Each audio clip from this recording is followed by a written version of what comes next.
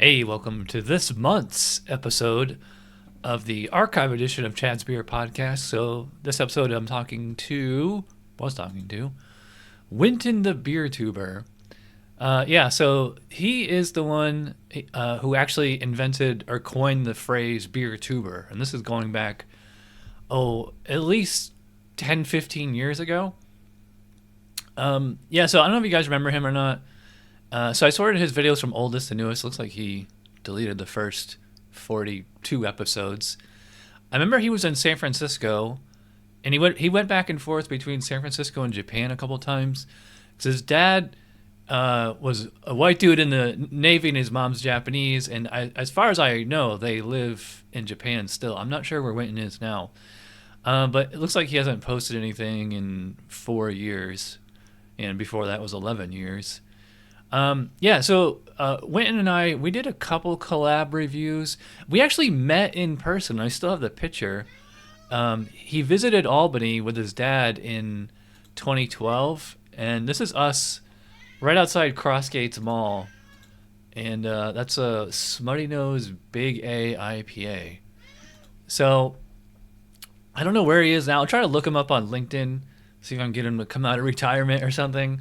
But So, in fact, he should have been, and I apologize, Winton should have been the first episode because he coined the phrase BeerTuber, which inspired me on my other channel to call it GigTube and GigTubers and all that stuff. So, anyway, enjoy this archive edition with Winton the BeerTuber. Hey, welcome to another episode of Interview with a Craft Beer Enthusiast. On the heels of the last review, I'm interviewing 𝗕𝗘𝗘𝗥 or BeerichiTuba or Winton or Yuichi or just don't disrespect man. we were just saying off camera. I was like, what is you go by many names. What do your friends and family call you? Oh well, my in general my relatives call me by my middle name, my Japanese name, which is Yuichi. Or Yuichiro, but most people call me Winton which is my first name, and but the reason for the BeerichiTuba, and all this mayhem confusion is because I started off with BeerichiTuba, which is an account I had since 4 years ago, and it's only recent I started out with doing some vlogs, and then after a while, just my channel, the beer part just didn't fit in, so I decided to split it. And hence the unique name of BeerichiTuba. Right.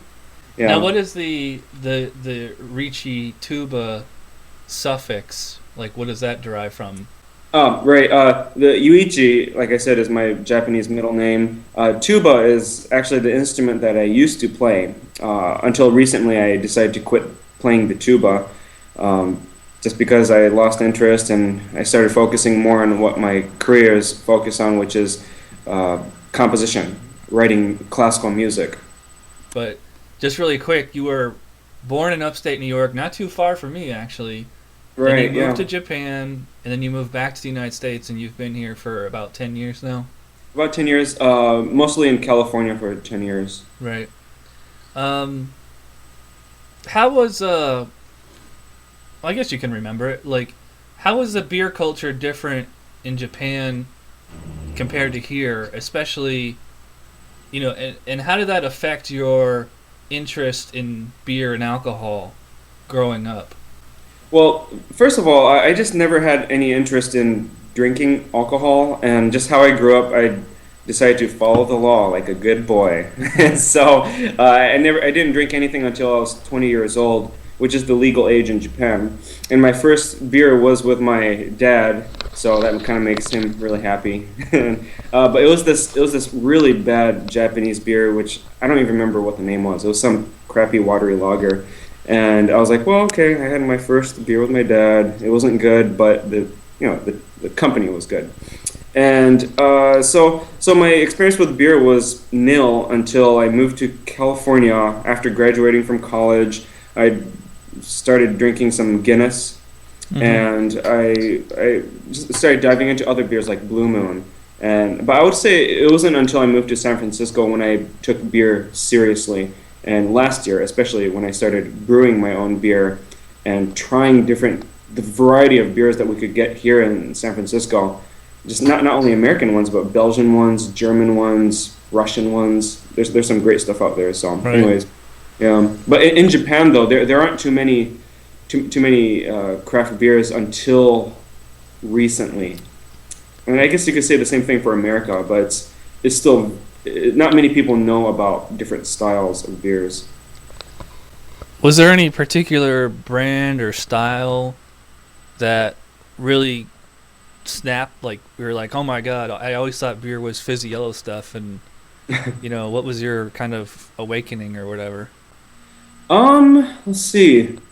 Trying to think back here. Like I said, Guinness was my first love for beer because I never seen or had anything that's dark because I just never thought about beer. It just never crossed my mind, and so when I saw something dark, I'm like, oh wow, weird. And you have that creamy head, you don't see any carbonation, and then you drink it so smooth and so creamy.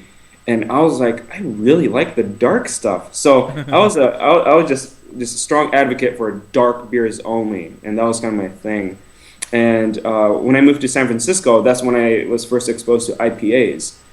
And I didn't like it at first because the bitterness was strange. I mean, maybe like while drinking Blind Pig, kind of that dry bitterness I didn't enjoy. But since I moved here, then the IPAs started growing on me.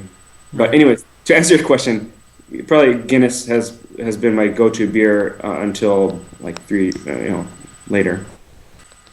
I remember like a year ago, me and Jay and a whole bunch of other people, we participated in your 500 collab thing. Oh yeah. Like, you keep like track of all the beers you've had. Mm-hmm. And, Oh yeah. like a year ago, you were at 500. So like, when did you start chronicling your beers, and how many you're up to now? Well, I think I started counting my beer a year ago or a year and a half ago. It's somewhere around then, so that's like late 2008, 2009. That's when I started cataloging it, and I think right now I'm at 830 approximately. Wow. I'm such a nerd, man. I actually keep track of it. But see, it's not just to keep track of it. I'm just like, oh, look how many beers I had, you guys. It's not that. I actually, because I hate disappointment. That's like one trait. A little window into Winton here. But I just don't like to be disappointed, and especially when I spend money on a beer.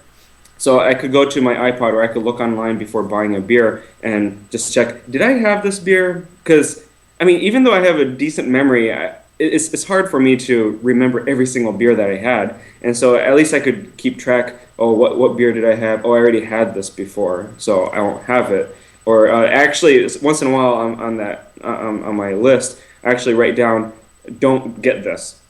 I actually put it down there because I'm just like, it looks good, the label looks good, the name looks good, but it tastes bad. So I actually make sure I put a little note for myself sometimes. At what point were you like, I want to put my face on the internet and talk about beer? And why did you choose video instead of blogging? Or did you go blogging then video? I don't know. No, I never did blogging until Beer Geek Nation. I started writing things because partly I'm not confident with writing in general, just grammar and all that kind of stuff. But I just tend to be more of a performer type, and I'm kind of a ham, so I don't mind being in front of camera and talking on the spot, being impromptu. But I think, sorry, what was your question again? What made you want to put your face out there and do video reviews? Oh, yeah. Well, a year ago, it's like a year and 3 months ago, is when I started working at a hotel that's in this area, and working at the hotel was just so boring. And my mind is naturally artistic, so my mind would start wandering off while I'm just standing there, and I started coming up with some weird ideas. And so a lot of my earlier videos on my BeerichiTuba channel, my other channel, it just kind of just like random weird things. And then I started searching beer stuff, and I found, I think it was your channel, your videos, and then Mark, the video beer reviews. Right. And I started watching you guys' channel, and I'm like, wow, that's really cool. And hey, I'm a beer geek. I want to do this. So I started doing some of that with some of the beer reviews, and in turn, I started learning more about beer. And I guess it just helps because you're just on the spot. You're learning how to figure out what you're tasting. And so when I look through my videos, my old ones, I can see that I've improved a lot better with my description. Not to mention the length of time of the video, but just to be able to understand beer, but to appreciate it. And watching you guys helped me to expose to different breweries, different styles of beers, Right. which has been great. Because I think through you, I found out about Southern Tier, which is one of my favorite breweries. Oh, All their nice. big beers are awesome. And then some people started drinking some sour ales, and I'm like, what the crap is that? And it took me a while to get into sour ales, but now I really like sour ales. So, yeah, I think it's like part of the beer tubing community is what got me into it. I think you actually coined the term beer tube. Well, I didn't want to say it myself, but no, I don't know why. I guess I randomly just started using it, and other people used it. But it's like it doesn't matter, whether I started it or not. I think it's a cool Yeah. name for us. I think it's great. When you're reviewing a beer, or shooting a beer review, or even just drinking a beer on your own, what's going through your head? Like, how are you gauging it? Like, how much emphasis do you put on aroma as opposed to taste or appearance or drinkability? Like, basically, what's going through your mind when you're drinking a beer? Well, I tried to keep all elements as evenly as possible, but I think primarily the important thing, the essential part of beer would be the aroma and the taste. I think those two are the most important aspects of beer.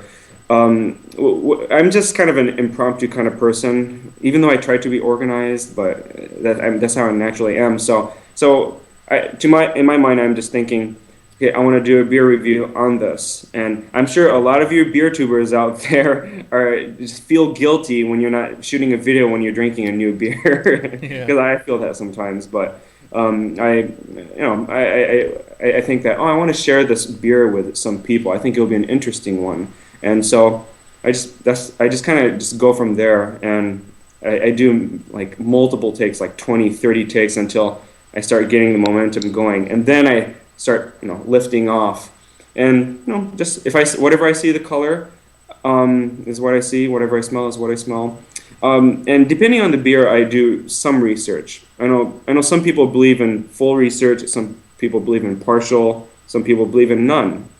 Right.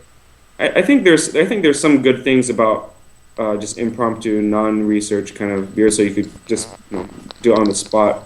But I think also it's good to research, just know what you're getting yourself into, because you are in fact putting yourself out there, sharing about a beer, and maybe you're just not ready, prepared to drink whatever style, so you're just on the spot like, this beer tastes good. Thanks for watching. Bye. Click. Do So yeah. you find yourself, now that you're a real craft beer enthusiast and as a home brewer, you got that extra knowledge?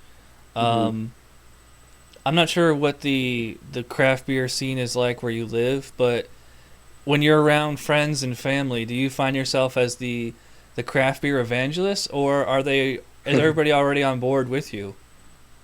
For the most part, I'm kind of known as the beer guy. That's the beer guy. That's kind of who I am. But it's not all the time though. I think a decent amount of times I run into people that are knowledgeable about beer. I think being in the Bay Area of California, here in San Francisco, Oakland, Sacramento, this whole area, people have a better knowledge of all sorts of stuff that tastes good: cheese, wine, chocolate, coffee, all those kind of things. And so I do run into people that have some knowledge that there is good beer. But I try to form relationships with people working at Whole Foods, at local beer stores in the city, like City Beer Store, Healthy Spirits, and so it's a lot more engaging for me too, because if you have a certain interest, whatever it may be, it really helps when you're with someone that's as knowledgeable or even more, so you could learn from them. It's fun to reciprocate our thoughts, kind of like what we're doing right now. You know, Right. it's a great thing. And to kind of touch up on what you said, you kind of stole my question, though. I was going to say, Mhm. what is the... You live in San Francisco Mhm. downtown, or San Francisco proper. Yeah. What is the beer culture or beer scene like in that area? It's very, very active. There are multiple homebrewer meetings that's happening, homebrewer groups. Generally, there's one in every big city. So San Francisco, Oakland, maybe there'll be some south of San Francisco, and they try to meet every month. Ooh, I still haven't gone yet because I've only brewed 3 batches. I'm still a novice, but Right. it's very active. Every beer store tries to have people be exposed to good beer. And so, for example, next week is San Francisco Beer Week, Right. and they're going to, and so they're going to have a bunch of beers from everywhere, all around the Bay Area next week. And also this month in general, February is Strong Beer Month in San Francisco in the Bay Area. So there's just going to be all sorts of stuff. I mean, there's even barley wine festivals that's known throughout the country. Yeah, so how far are you from Russian River, and do you plan on making a Pliny the Younger trip this year? Well, I think I'm about a 30 to 40-minute drive from San Francisco. You just have to go up north, go through Golden Gate Bridge, and basically, it's close to Napa area. So it's a little south of Napa area, the wine country. And so it's not too far. As far as Pliny the Younger, I did have it last year, and I mean, it's a good imperial IPA, or specifically a triple IPA. But I will be having Pliny the Younger at maybe 2 locations. The one I had last year was at Pie Bar, which is one that's kind of down the street from here, and they ran out in 3 hours. Wow. And they had 2 batches of it at their place, but it ran out in 3 hours. People just bought it immediately. Yeah. Does it taste like? Did it taste like a barley wine, or did it taste more like a traditional IPA, only stronger? Yeah, that's what it's more like. I would say it tastes like Pliny the Elder. That's more malted up and heavier in alcohol. Because Right. Pliny the Elder is 8%. Pliny the Younger is 11%. So it's up 3%. There's a considerable difference, and the malt backbone just makes it really heavy. So it tastes similar, but just more malt backbone.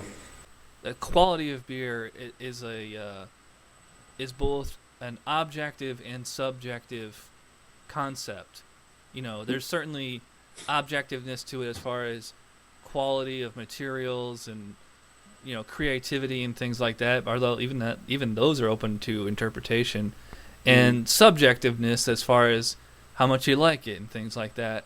So like when you and I, we review this, Uh-huh. and like, do we say to the fizzy yellow drinkers out there, like, this is, not only do we like it, but it's better than your BMC beers?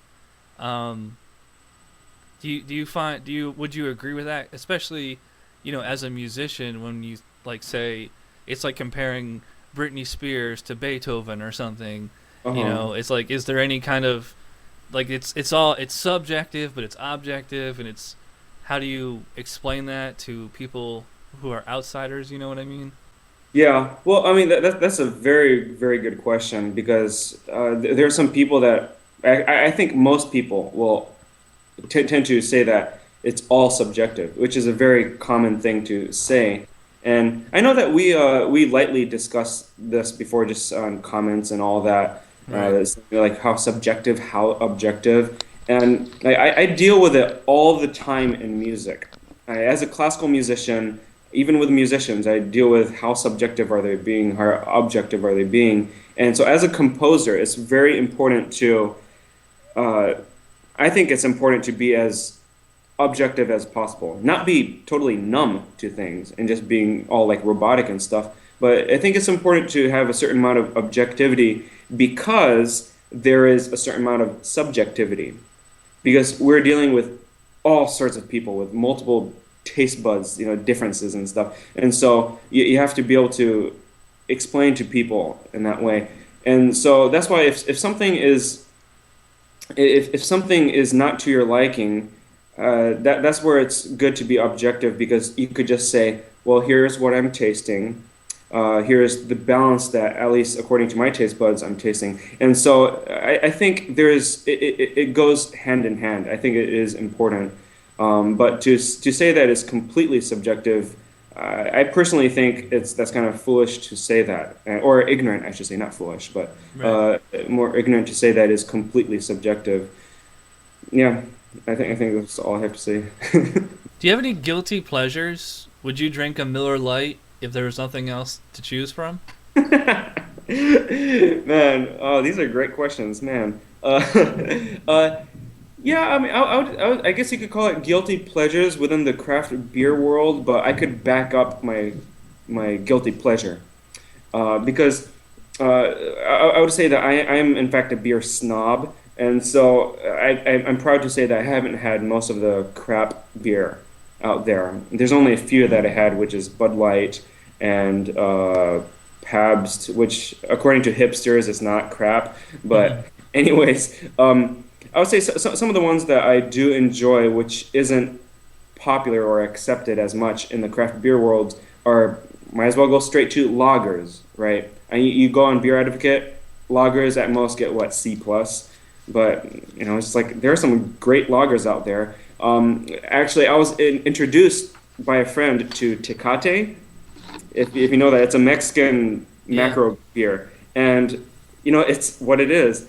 But if you get it in a bottle, most of the time it's in a 32-ounce bottle. It actually has a somewhat sweetness which keeps the lager interesting. And I would have a 𝗕𝗘𝗘𝗥 if I want a decent amount of, beer when I have pizza. There's some other ones. I guess Blue Moon is considered as like okay to some people, but I think Blue Moon is actually not bad. So. What do you think's the future of craft beer? Do you think the craft beer as a whole community will ever have more than 10% of the market share? I don't know. That's really interesting. That's difficult for me to think, because it's hard for me to think in that direction. I think eventually, but I don't think it'll really get that far, because I don't know. It's hard to have an entire nation or an entire state or a huge group of people to get into more complex taste. I think most people would, but I think it's a combination of people's willingness to try different things, as well as people's palate. Certain people have very simple palate, and they're very content with vanilla ice cream, which is good, vanilla ice cream or cheese pizza. Right. It could just be very simple things like that. So, it's not like their fault. So I think that's a really difficult thing to think if that might be possible. And interesting though. You haven't done a Japanese word of the week or whatever.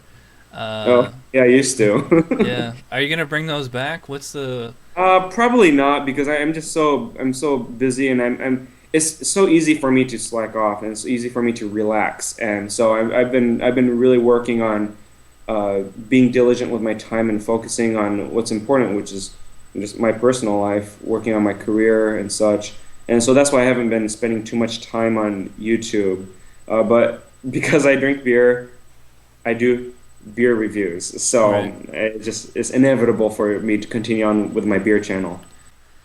All right, well, I guess that about wraps it up with the interview with 𝗕𝗘𝗘𝗥/BeerichiTuba. Yep. You're on Facebook and Twitter. Do you want to plug those sites? Sure, yeah. Bam. Yep. Yeah, did I forget anything, or? No, I think that's about it, man. Thanks so much for the interview, Chad. That's a nice surprise, and it's great finally video chatting with you. Yeah, we should do this more often. So Yeah, keep in for sure. touch. Yeah. All right, so sayonara. That's how you say it. Yeah. Oh, yeah. Japanese, Sayonara. right? All right. I'll see you Bye. later. See you, man. Cheers. Cheers.